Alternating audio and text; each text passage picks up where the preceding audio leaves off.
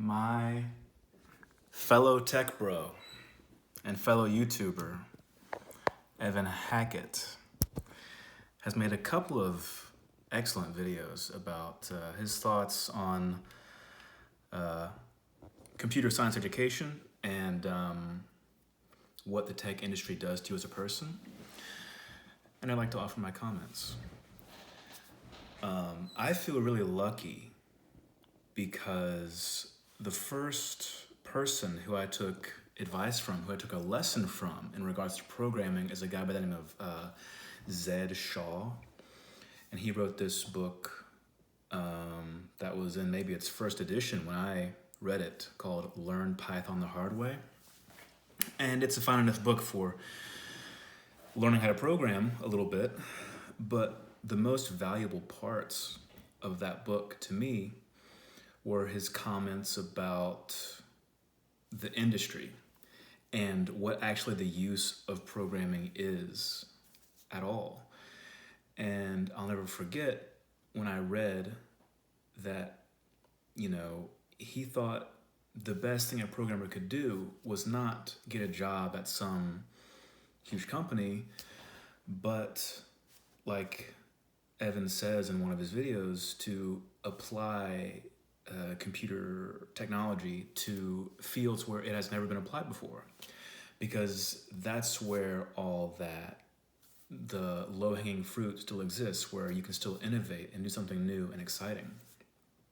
And a great example of this recently is something called the Scroll Prize. I'm not sure if you've heard of this, Evan, but it was actually led by a research computer scientist at the University of Kentucky. And they took, basically lumps of coal that were once scrolls that were entombed at a place called Herculaneum in Italy, I think. Or is it a Greek island? I don't know.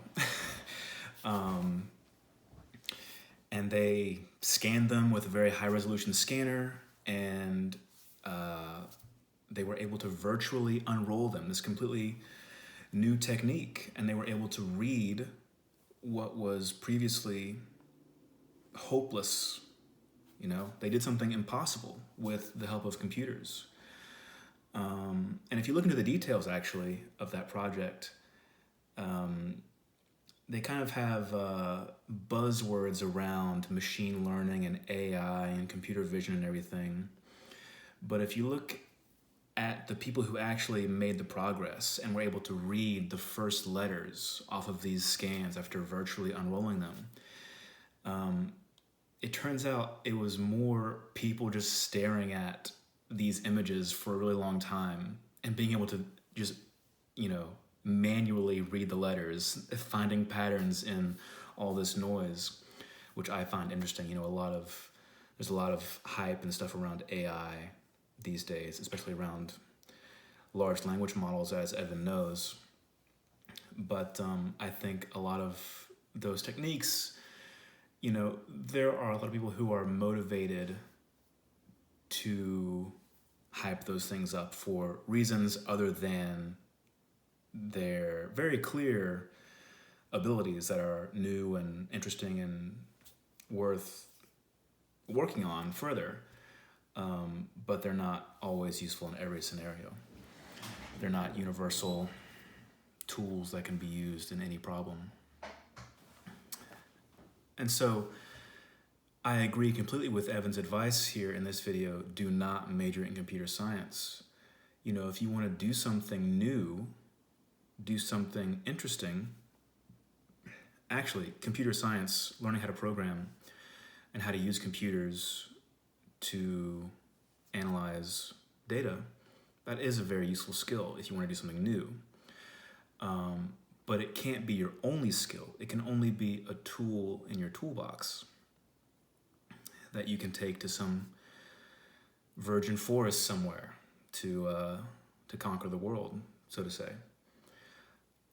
Another thing that he said in his other video, The Tech Industry Will Make You a Worse Person, he describes certain characters that you might run into if you are a programmer, like the person who's like kind of fetishizes the technology. And I think programmers, we should not be allowed to say the word technology because we abuse it. Computers are technology. A computer language is not technology. It's just a fresh coat of paint on the same old thing that it always was. And I'm completely against that kind of attitude. And it's one that I've been able to avoid because I think the people who are attracted to that aspect of programming, they were always bad people. I'm not sure the tech industry made them that way. I think they might have just always been that way, and they would have been that way in any field they went into. I don't think anything about programming necessarily means you will become this kind of person. I'm not saying that's what Evan's saying, but I got hints of that. He's not explicitly saying that. But he is explicitly saying that the tech industry will make you a worse person. And I can't disagree and say that I'm a better person today because of where I've been working and what I've been doing for the past almost 10 years I've been in the industry. If you watch my last couple of videos, I just turned 30. So almost 10 years since I've graduated college.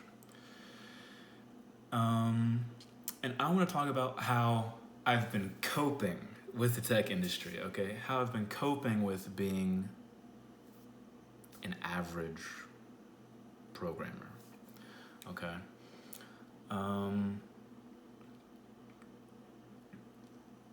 It's hard to cope. It's a demoralizing job, and like he says, I haven't cared about any of the products I've worked on. Not because I didn't think the problems that the products I was working on were solving were worthless, except for one. One was definitely worthless and terrible. I basically, for one of my jobs, I was writing, digital rights management software, where I was, anti-piracy software, making sure that the software that we were selling to customers was not being stolen. And that was extremely complicated, boring, unmotivating. Hated that. Well, I didn't hate it, but I really was happy to leave that job behind because I did not care about the product at all.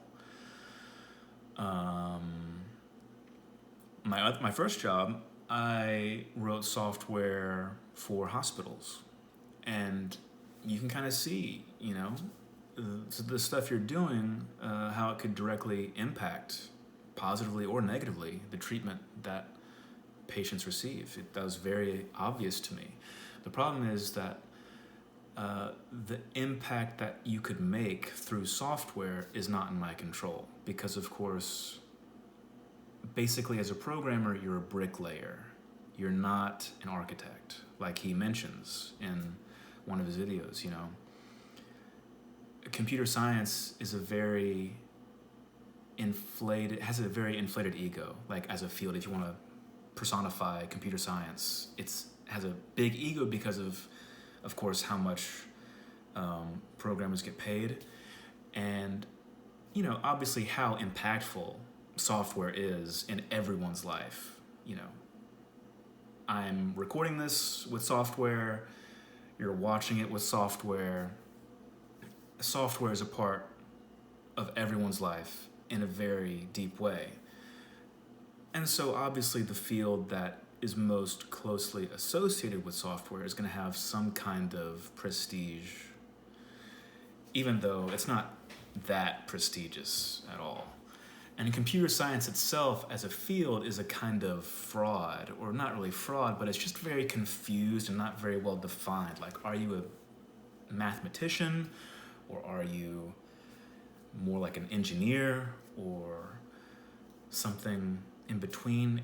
It's a very confused curriculum. And at my university, computer science was all that was offered, so I did have to take advanced calculus and other mathematical courses like number theory and other ones that I'm forgetting. I got a minor in math, and I was able to pass those classes well, except for one. But and I, grew to appreciate math to some degree, but I'm not a mathematician. And, even when I was in university, I was thinking I would just prefer we have a program called software engineering. But I think the problem is that kind of program, it's going to be viewed as less than the brand of computer science, because that brand has momentum. And so universities are reluctant to create a separate program that's dedicated to software development and engineering. For that reason. But also because, and this is the second thing, is that software development engineering, it's a very shallow thing. Of course, you can go as deep as you want on any subject, okay? And never exhaust yourself, depending on your level of motivation and intelligence. You could study software engineering for the rest of your life. But what I mean by that is,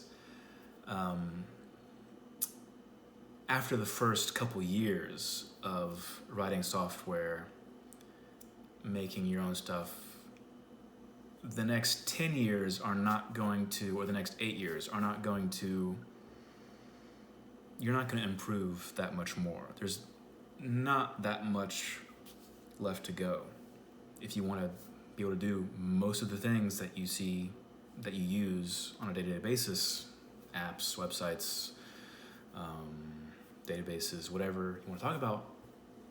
It's not that complicated. So that's another problem. I don't see a reason programming, being a software developer, couldn't be like a 2-year program at a community college. I really don't.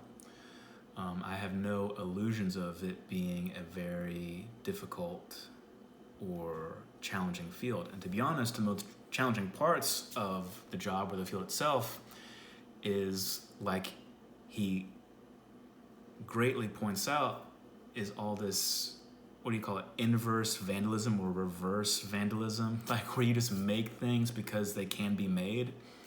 That's an excellent point. And that goes back to languages and technologies in the industry. We have a million different ways to do the same thing for no other reason than we can have a million different ways to do the same thing. And if you are not discerning, you can fall for the idea that these different technologies or languages are in any way distinct in a meaningful way that matters in the real world when you're solving real problems. So how do I cope with this, with all this BS in this industry?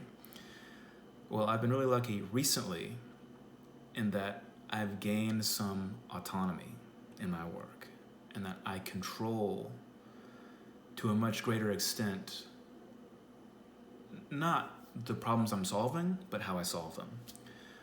I've been doing things on my own in a corporate setting, working with people directly, where I'm not on a team of software engineers with someone who's leading the design and direction of the product that we're working on, but where I am the sole person on a entire project. And that has been a great change of pace and very satisfying personally, because Of course, the problem I'm solving is not, it's been solved a million times before, but not for this specific need that my company needs. And so I'm there to fill that need and put things together, make ends meet. And that's really nice. You know, it's kind of a meme when you're in college, your professors will emphasize your soft skills as being more important than your technical skills. And that's really not true. You don't need to have soft skills better than your technical skills if you want to remain a developer for your whole career. If you want to be a manager, maybe that's a different story. But you know, it is nice to be able to use those skills, to be able to work with other people from different departments, and for you to be their contact on the technical side. And for them to just explain to you what they need, and you decide on your own how you're going to go about solving that. So that's one way I cope. The other way you can cope is that you can kind of be the opposite of the person that you don't like in the industry. The person who's obsessed with the technology per se, the technology in itself. The person obsessed with what we call in industry bike shedding topics, you know.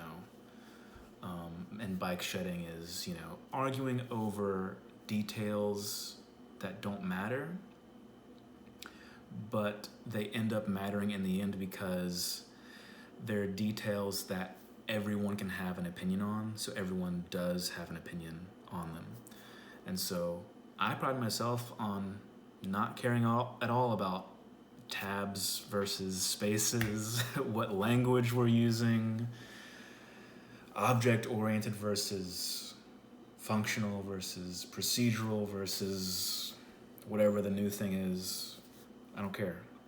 What I care about is solving the problem in the best way possible, where the best way possible is the cheapest, fastest, and best performing way, right? Or cheapest, fastest, what's the other one? What's that triangle, you know what I'm talking about? I forget the third angle of that, the third intersection. Anyway, this is a rambling video, but I just wanted to talk about that because I definitely related to his videos, and, you know, he's black-pilled on the industry. And I am too, but you gotta have a job and you gotta do something. And I think there's a way to fight against the tendencies that you see in the industry and become a better person as a result, and not definitely, inevitably, a worse person.